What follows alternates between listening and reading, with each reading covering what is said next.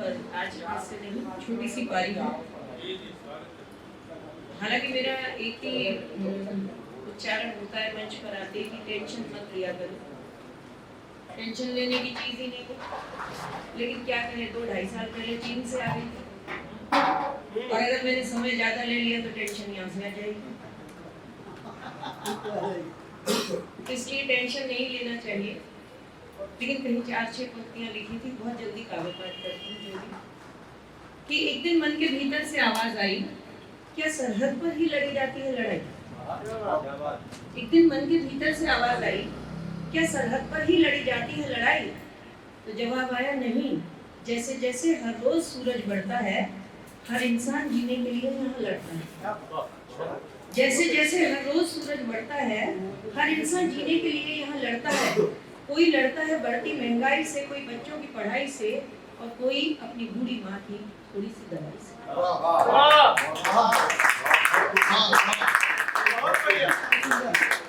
लेकिन यूं लड़ते लड़ते जीवन से भी कुछ लोग मदद के लिए आगे हाथ बढ़ाते हैं, साधारण रूप में जन्म लेते हैं पर असाधारण बन जाते हैं। माँ तो नाम रख देती है राजेश, रसिक या हरमिंदर, और वो लोग बड़े होकर राजेश, चेतन, रसिक, गुप्ता और हरमिंदर पाल।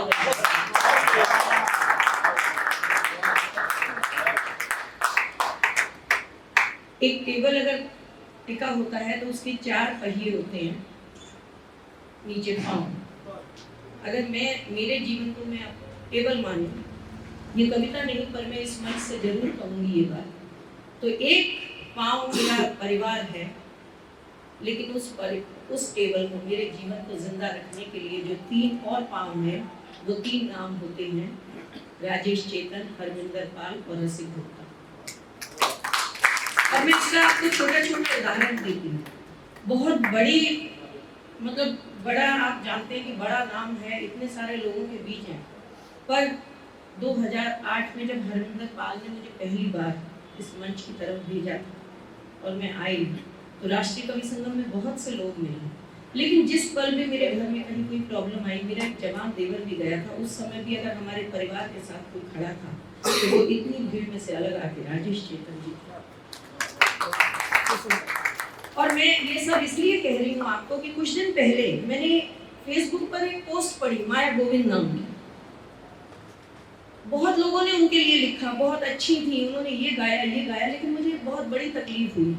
एक तो उनके जाने की, और दूसरी इस बात की हुई कि हम इंसान के जीते जी क्यों नहीं उसकी तारीफ करते, उसकी बातें बताते। क्या कभी किसी फेसबुक ने मुझे पहले क्यों नहीं बताया कि ये गाना, ये गीत माया गोविंद जी ने लिखा था या ये। तो इसलिए मैं आज किसी कविता के बजाय आपको बता रही हूँ कि मेरा ये बालक पिछले बरस, ये पीछे सरदार जो बैठा, पिछले बरस कुछ ऐसा घटना हुई कि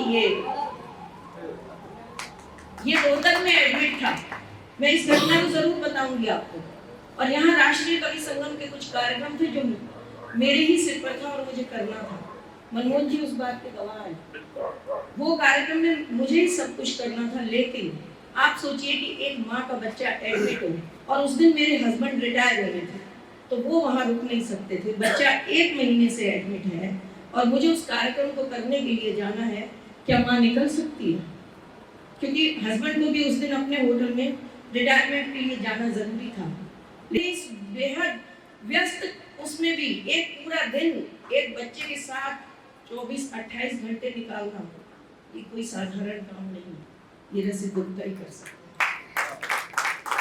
और आपके घर में अगर कोई बीमार हो, तो मैं बताने जा रही हूँ कि मेरे घर में अगर कोई, मेरे को 6-6 महीने हरमिंदर पाल फोन नहीं करते, भले या नहीं बैठे, पर मैं बताऊंगी।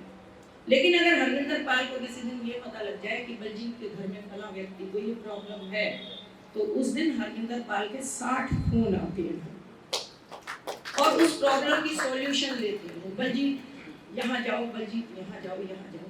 तो मैं मानती हूँ कि मेरे जीवन के 4 आधार हैं जो मुझे कविता ने दी, और मेरा जीवन, इनमें से कोई भी आधार चला जाए, मेरे परिवार, राजेश जी, रसिक जी और हरमिंदर पाल, तो बलजीत खत्म हो जाएगी। तो मैं चाहती हूँ कि मेरे जैसे लोगों की जो कविता है, जिनकी जिंदगियों को कविता, मुझे नहीं पता लोग कुछ भी नाम दें, इन रिश्तों को कोई, ये निस्वार्थ है, ये मोहब्बत है। ये कैसी मोहब्बत है? ये भाई बहन, माता पिता, दोस्त, इनको रिश्तों में नहीं मान सकते, कुछ भी नहीं है। ये निस्वार्थ मोहब्बत, इस प्यार को किसी भी नाम को, रिश्ते को नहीं तोड़ सकते हैं। तो मैं कहती हूँ कि इनको मत मानिए, लेकिन इन लोगों को सुनिए, समझिए। तो मैं रसिक जी का जन्मदिन है, तो मैं आज उस जन्मदिन पर मैं इनको कुछ नहीं दे सकती। ये हाथ तो दूसरों को देते हैं, हम इनको कुछ नहीं दे सकते, लेकिन अपनी तरफ से अपनी भावनाएं देती हूँ कि मैं चाहती हूँ कि जब तक मेरा जीवन रहे, ये सब मेरे सिर पर और मेरे जैसे कई लोगों को ये लोग अपना सहयोग देते रहे।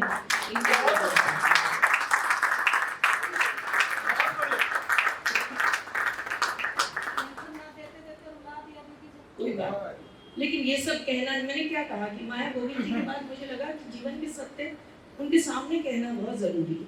आप सब जब कभी मुझे देखोगे तो मेरे जीवन के ये 4 आधार भी आपको नजर आएंगे।